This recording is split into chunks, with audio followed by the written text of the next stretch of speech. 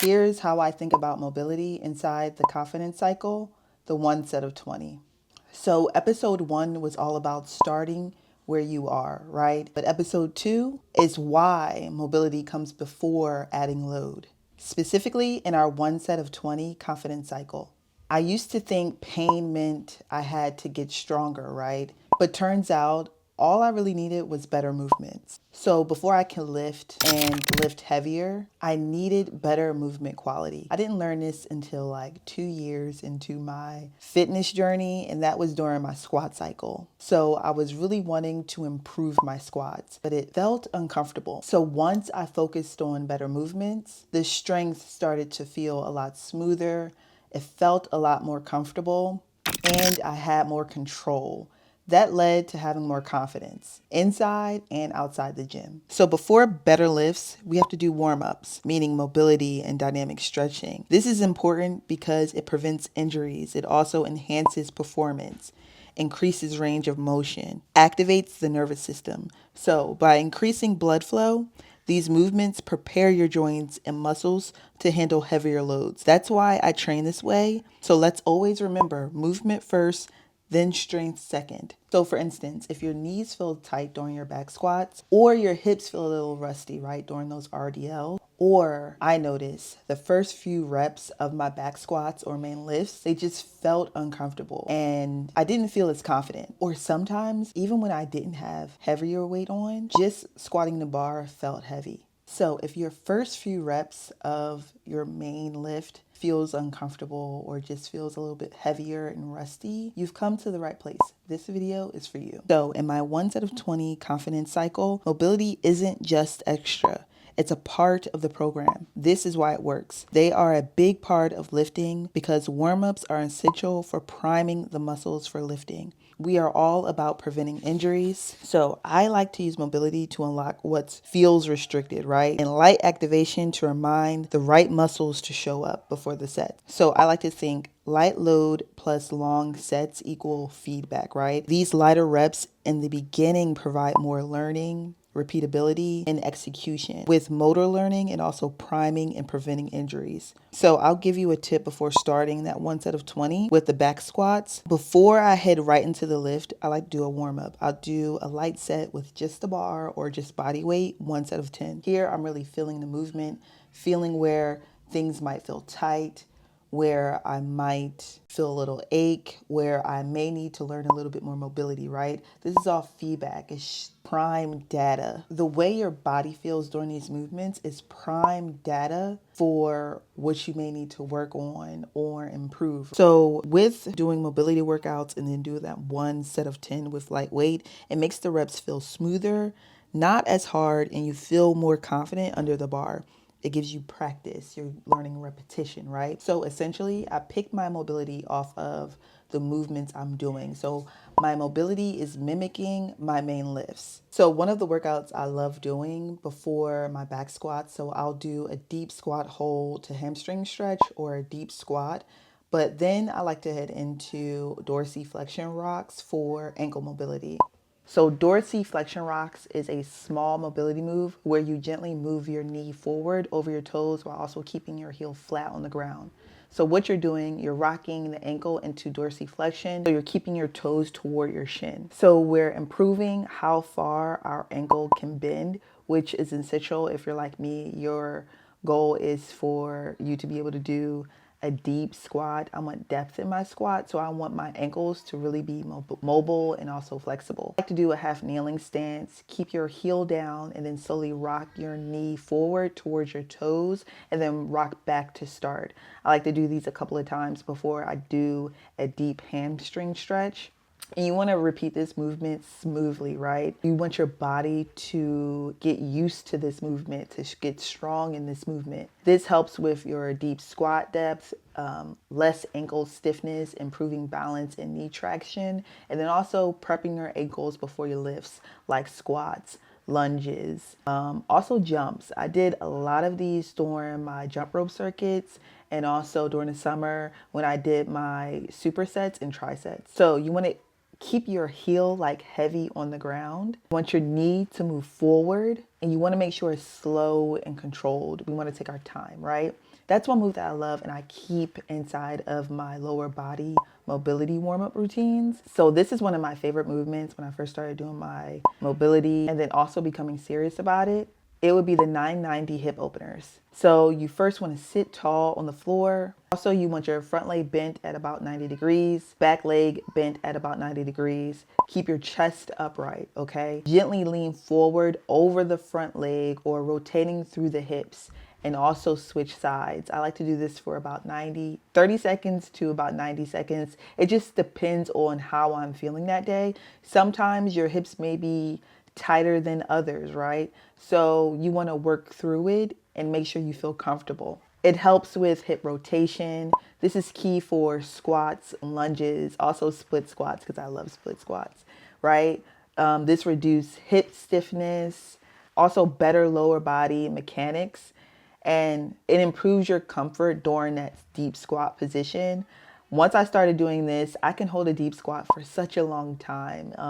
I love 990 hip openers. So if you haven't already added it into your lower body mobility routine, make sure you add it. So make sure you sit tall, rotate from your hips, not your lower back. And don't force the control, but also control the range, right? Just make sure you're comfortable and then you'll gradually find it to become a little bit easier to move better, because essentially we're all about moving better in the gym and also outside of the gym. So I like to stress that these movements aren't random. When I first started doing mobility, I would say it was kind of random because I didn't really know what I was doing. But as I started to express what my true goal was in fitness and during my journey and what I wanted to work on, the mobility mimicked the exercises I was doing to improve in them, right? So they're not random. These movements are going to match my lifts. They're also going to match my life. I like to do mobility outside of the gym too. I have a mobility routine that I do in the evening before I go to bed, just so I can feel better right in the morning, because I'm not just getting stronger in the gym. I want to get stronger in real life. I take care of my nieces.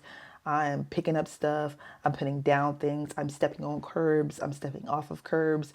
At this age, I want to make my everyday movements feel safer, but also feel more confident. So I love doing RDLs, right? But sometimes I have stiffness in my ankles and also hips. So I like to do adductor rockbacks. That was a movement that I recently learned. And you're essentially shifting your hips back towards your heel and then back forward. And you do that a couple of times while keeping one leg tucked and the other leg stretched out to your side. I'll show you a clip of what that looks like. This helps me feel a lot more comfortable in my RDL set, and I also don't feel as weak as I did before. See, this is what training in your 30s looks like, right? You don't skip mobility, you earn your strength by moving better. Every day, we're working toward moving better.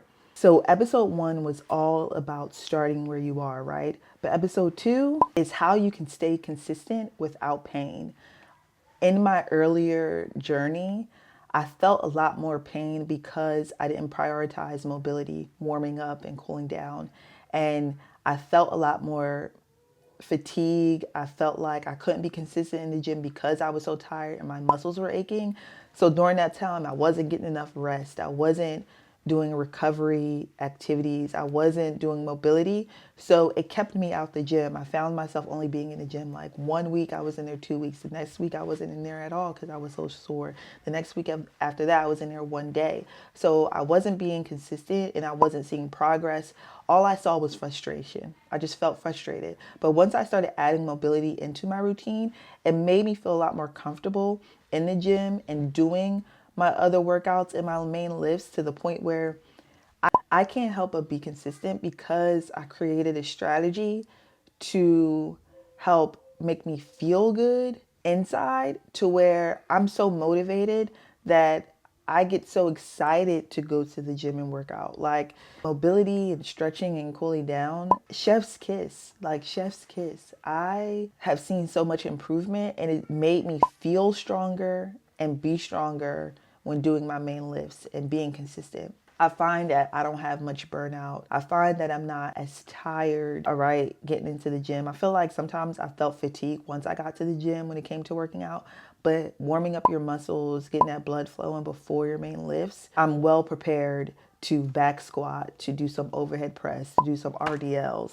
So let's talk about it. Where do you feel the most tight at? Also, what workouts seem just a little bit uncomfortable? Those are the questions you want to ask yourself before getting into your main lifts, because you can find some workouts that will help aid in helping you feel a lot more comfortable about doing the workout and also prepping your body before your main lifts. If you are over the age of 30 and are a member of the desk life, like I work from home, I sit at a desk for like 10 hours. So my back and shoulder pain, it's a lot, and it's a common among a lot of us. So during my upper body days, I treat them just like I treat my lower body days. They are essential. I think sometimes we can prioritize lower body women more than upper body, but I found that prioritizing warm-ups in general when it comes to your full body is chef's kiss, right? So working at a desk, I find that I have that pinching pain in my shoulders.